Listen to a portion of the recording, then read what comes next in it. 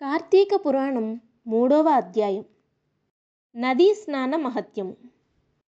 జనక మహారాజా, కార్తీక మాసం మాసాలన్నింటిలోకి చాలా గొప్పది. ఈ మాసంలో శాస్త్రం చేయమని చెప్పిన స్నాన, దాన, ఉపవాస వ్రతాదులను చేయని వారు అనేక నీచమైన జన్మలను ఎత్తుతారు. కనీసం కార్తీక పూర్ణమి నాడైనా స్నాన, దాన, జపాదులను చేయడం ముక్తిప్రదం. ఈ విషయాన్ని తెలియజేసే కథ ఒకటి చెబుతాను, శ్రద్ధగా విను. రాజర్షి పూర్వం తత్వనిష్ఠుడని సధర్మచార పరాయణుడు ఉండేవాడు. అతడు తీర్థయాత్రలు చేయాలనే కోరికతో బయలుదేరి సమస్త తీర్థాల్లో స్నాన, సంధ్యా, వందనాది విధులను ఆచరించాడు. అలా ప్రయాణిస్తున్న తత్వనిష్ఠుడు గోదావరి నదీ తీరానికి చేరుకున్నాడు. ఆ తీర ప్రాంతంలోనే ఉన్న ఎత్తైన మర్రి చెట్టు కొమ్మల్లో నివసిస్తున్న 3 బ్రహ్మరాక్షసులు తత్వనిష్ఠుణ్ణి చూశారు.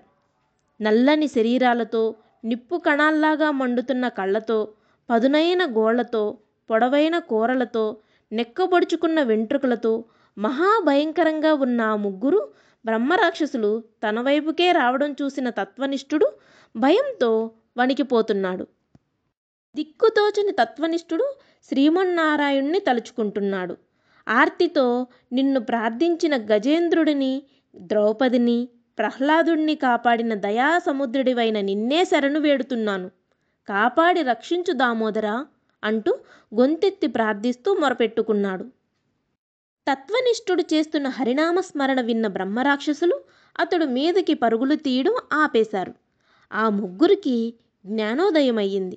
అప్పటి వరకు తాము చేసిన చెడ్డ పనులను తలుచుకుని దుఃఖిస్తూ తత్వనిష్ఠుడితో, ఓ మహానుభావా, నిన్ను చూడ్డం వలన, నువ్వు చేసిన శ్రీహరినామాన్ని వినడం వలన మా పాపాలు హరించుకుపోయి మాకు కనువిప్పు కలిగింది. బ్రహ్మరాక్షసుల మాటలు విన్నాక తత్వనిష్ఠుడు తేరుకుని స్థిమితపడ్డాడు. వాళ్లతో, మీరు ఎవరు? మీ మాటలు వింటుంటే మీరు చాలా మంచివాళ్ళు, బుద్ధిమంతులు అనిపిస్తుంది. మీకు సంబంధించిన వివరాలు చెప్పమని అడిగాడు. 3 ఒకడు తత్వనిష్ఠుడితో, పూజనీయుడా, నేను ద్రావిడ దేశపు బ్రాహ్మణుడిని. పండితుడనే గర్వంతో యుక్తాయుక్త విచక్షణను కోల్పోయి అందరినీ అవమానిస్తుండేవాడిని.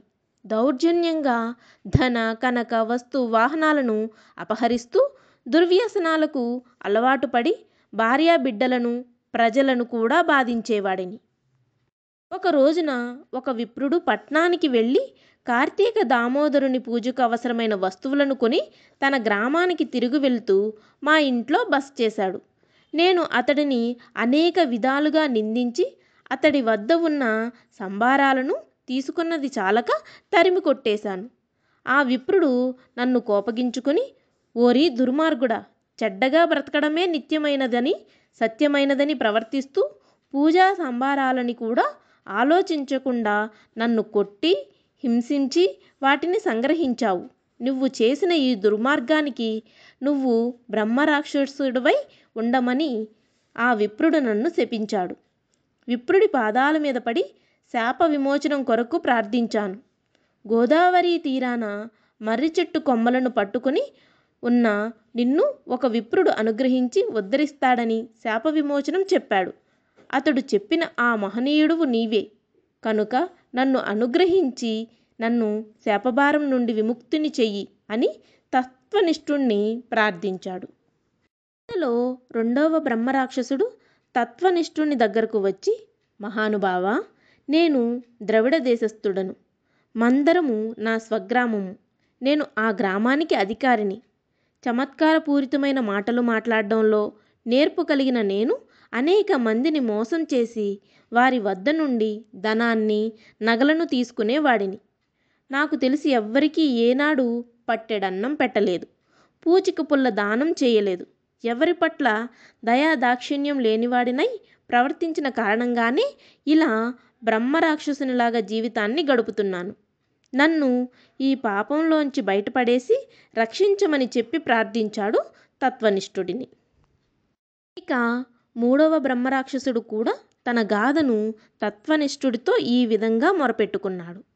ఓ బ్రాహ్మణ శ్రేష్ఠుడా, నేను ఆంధ్రదేశము వాడిని. విష్ణువాలయంలో అర్చకుడను.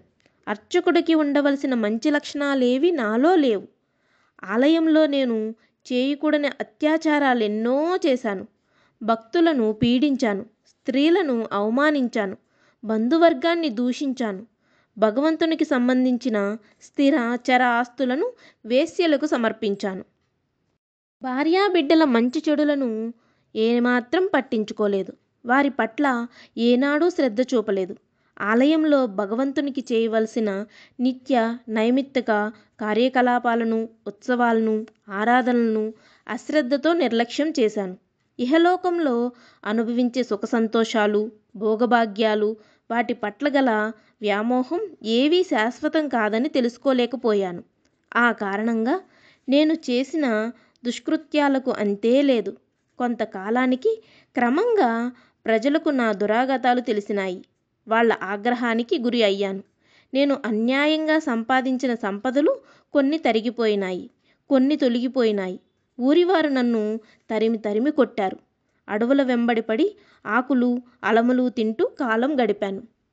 కొంతకాలానికి ప్రాణాలను పోగొట్టుకున్నాను. నరకానికి వెళ్ళి అక్కడ పడరాని పాట్లు పడ్డాను. ఆ తర్వాత ఎన్నో నీచమైన జన్మలను ఎత్తాను.